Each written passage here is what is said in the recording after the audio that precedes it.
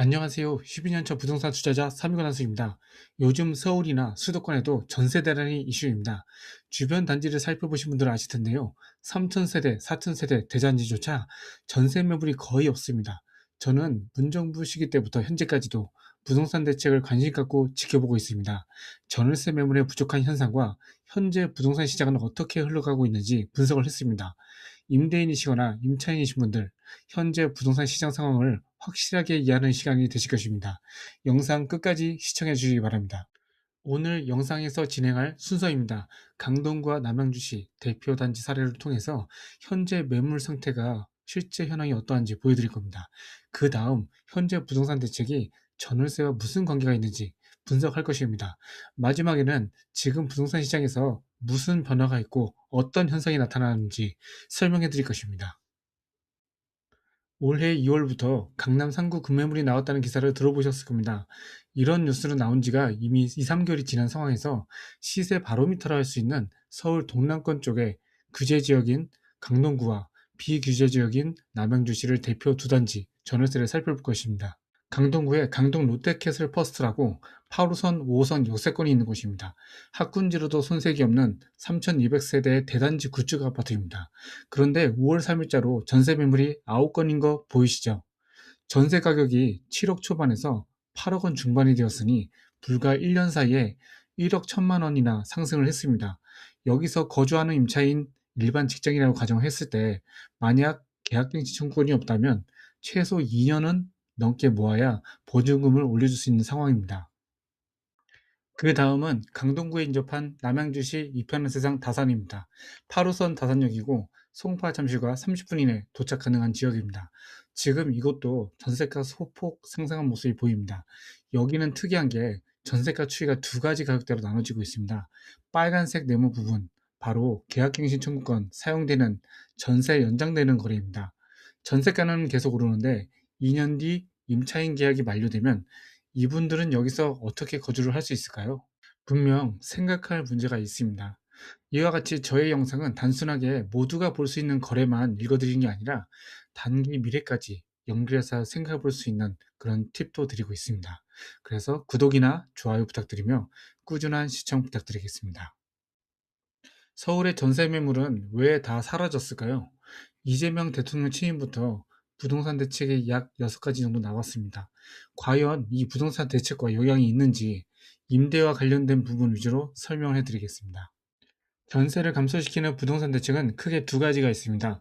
금융과 대출 압박이 그 첫 번째 요인입니다. 즉, 신규 임대 매물이 나올 수 없는 구조로 만들어졌습니다. 작년 627 대책으로 매매가 15억 원 이하는 6억 원 한도로 대출이 가능해졌고, 15억 원부터는 4억 원 대출, 25억 원부터는 2억 원 대출 한도로 규제가 여기서 나왔습니다. 다주택자들의 주담대 LTV는 0%, 즉 담보대출은 이제 불가능해졌습니다. 본인 집에 담보대출을 받아서 거주하고 그 자금으로 다른 주택을 매수하고 임대를 주는 방식으로 운영하는 다주택자들은 이제 사라지게 됩니다. 작년 9일 대책이 이 타이밍에 나왔는데요. 스트레스 DSR 3단계가 시행되면서 임대인이나 임차인 상관없이 모든 대출 자체를 축소하게 됩니다. 시장의 수요 자체를 이제 더 제한하게 되는 것이죠. 그러니 임대인은 자금줄이 힘들고 임차인은 전세가 아니라 월세나 반전세 수요로 바뀌게 되었습니다. 그런데 여기서 가장 강력한 규제가 하나 나옵니다. 작년 10월 15일 부동산 대책으로 서울 전 지역과 일부 수도권 지역을 토지거래 허가구역으로 지정하게 됩니다. 이 규제가 전월세 시장의 변화를 일으키는 핵심이 됩니다. 아파트 거래는 무조건 실거주 이전 조건으로만 거래가 가능하게 되었죠. 여기서 문제가 발생합니다.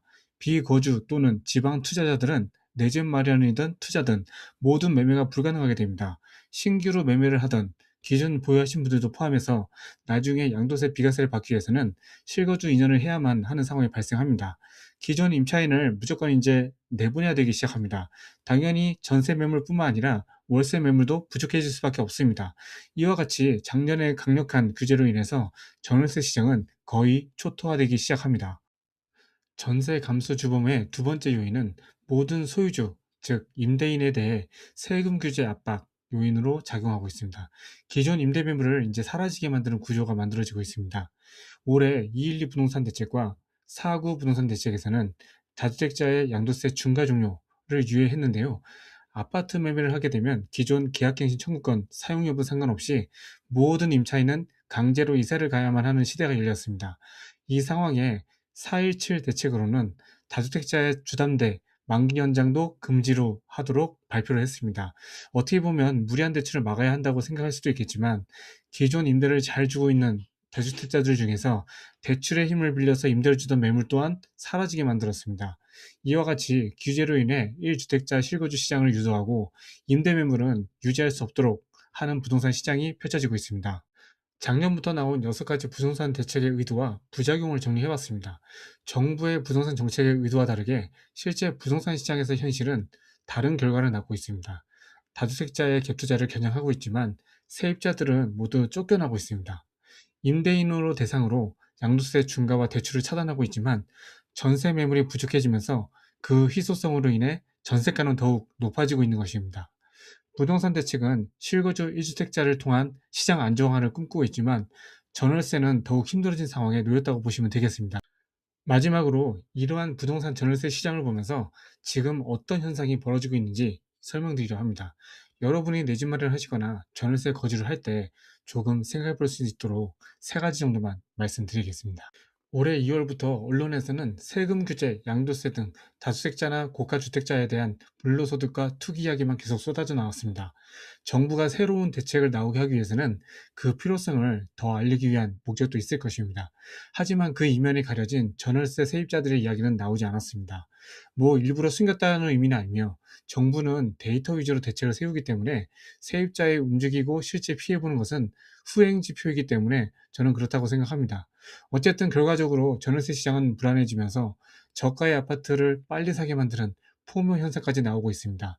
그 수요들이 현재 15억 원 이하 시장의 거래량의 수요를 항목하고 있다고 생각합니다. 지금 세입자분들은 주거 하향 이동 중이고 앞으로도 더 많은 수요의 이동이 예상이 됩니다.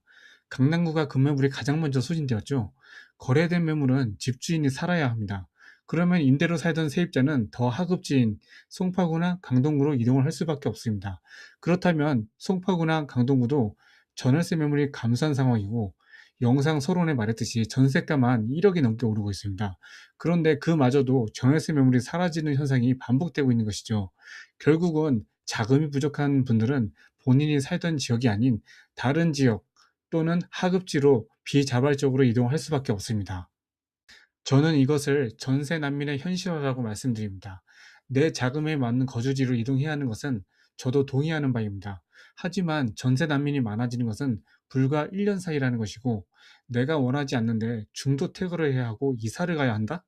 이런 게 가장 큰 문제라고 생각합니다. 저도 직장 다니면서 자녀들 학교를 보내고 있지만 소유주들이 매매 거래를 하거나 보증금 1년에 1억씩을 다 올려달라고 하면 실리는 있지만 기분은 나쁠 것 같습니다. 아무리 임대이지만 비자발적으로 이사를 가야 할 수밖에 없는 현실이 이 부동산 대책이라는 테두리 안에서 벌어지고 있는 것입니다. 저도 투자를 하면서 임대 주는 세대들도 있고 실제 회사 직장인들의 주변 동료들의 상황도 보고 있습니다만 안정적인 거주와 정착은 재테크의 가장 기본이 되는 것입니다. 우리나라에서 평생 거주를 할 것이라면 내 집 마련을 꼭 하시길 바라겠습니다. 끝으로 이 영상이 좋았다면 구독 또는 좋아요 부탁드리겠습니다. 이상 10년차 부동산 투자자 삼이고나수였습니다. 감사합니다. 안녕하세요. 부동산 투자자 삼이고나수입니다. 구독과 좋아요 아시죠?